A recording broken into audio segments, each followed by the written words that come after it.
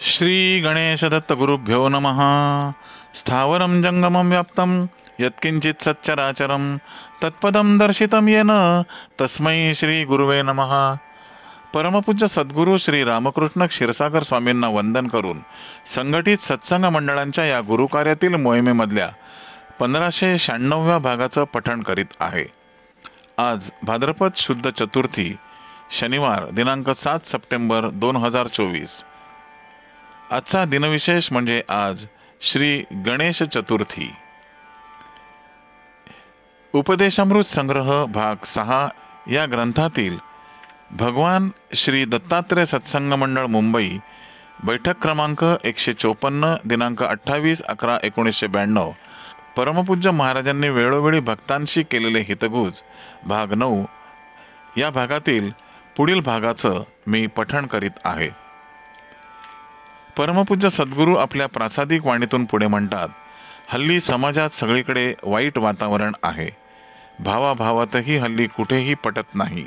त्यातून एखादा लहान भाऊ मोठ्या भावाच्या पुढे गेला की त्या मोठ्या भावाच्या पायाची आग अगदी मस्तकालाच टेकली समजायचे।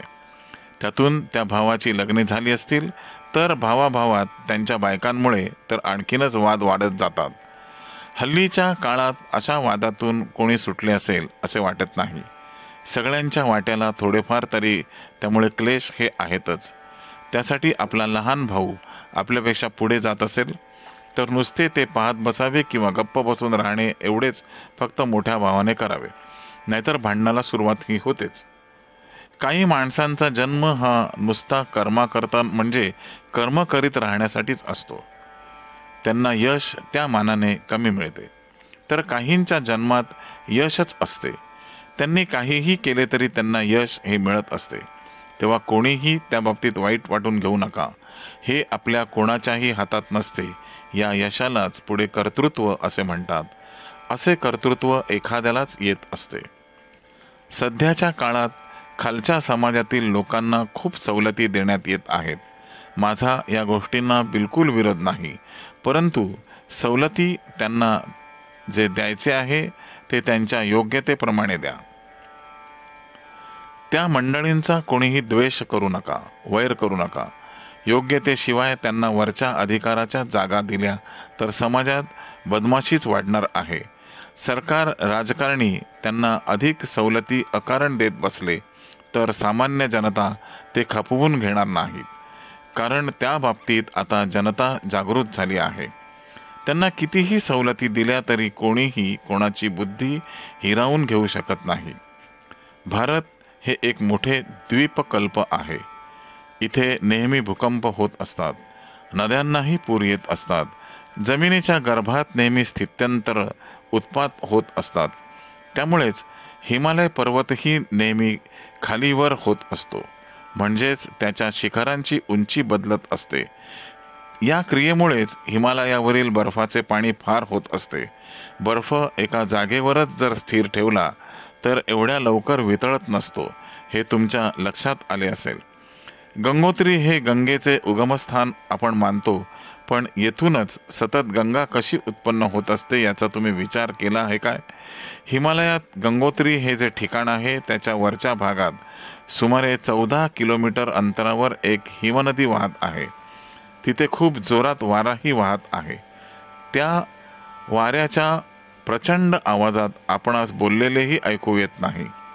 त्या प्रचंड वाऱ्यामुळे हिमनदीतील हिमाचे प्रचंड दगड एकमेकांवर आदळून आदळून त्यांचेही अनेक प्रचंड तुकडे होत असतात व तेही वाऱ्याने सतत हलत राहून त्यांचे अनेक तुकडे हळूहळू होऊन अखेरीस त्यांचे रूपांतर पाण्यात होते व तेच खाली वाहत येते।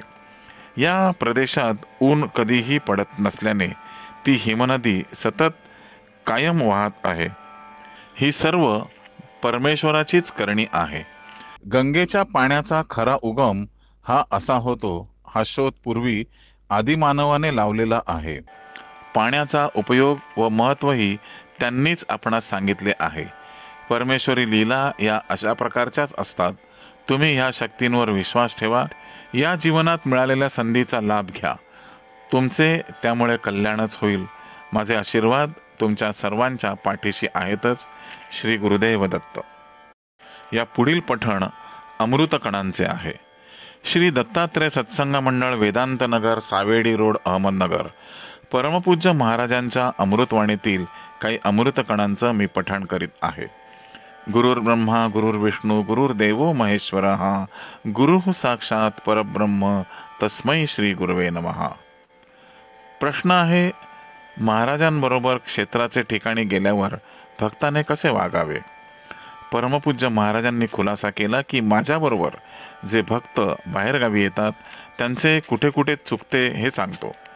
15 दिवसांपूर्वी श्री नृसिंहवाडी, पंढरपूर, कोल्हापूर अशी आनंद यात्रा होती.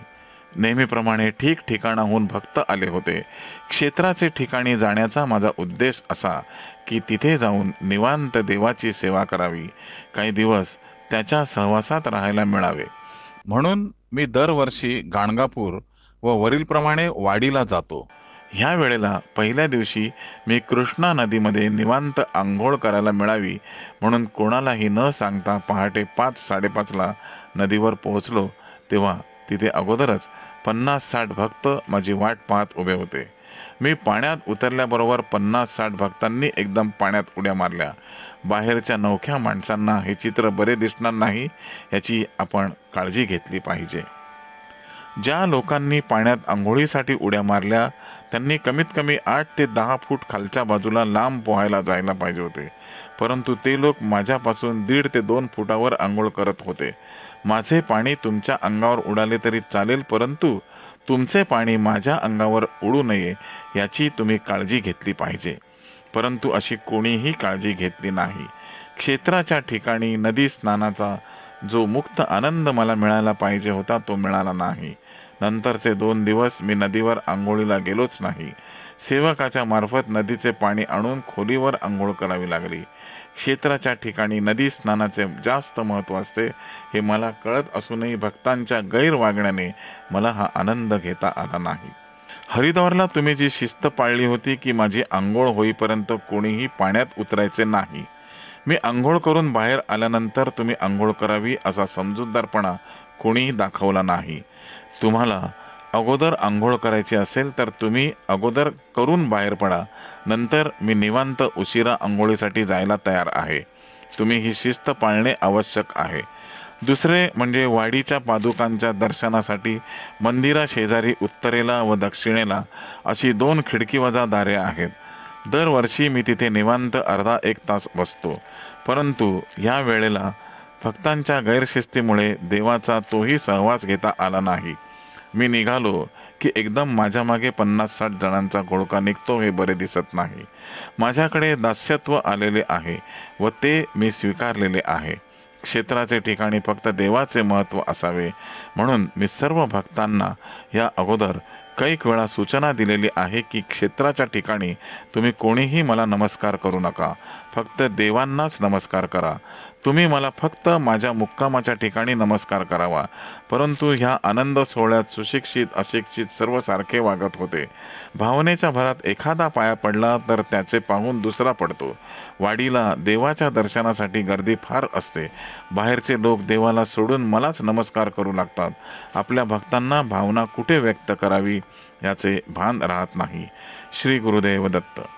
गुरुबंधू आणि भगिनींनो, आजच्या या अमृतवाणीचे पठण परमपूज्य सद्गुरूंच्या चरणी सादर अर्पण. पुढील भागासाठी पुन्हा भेटूया उद्या सकाळी 6 वाजता. श्री गुरुदेव दत्त.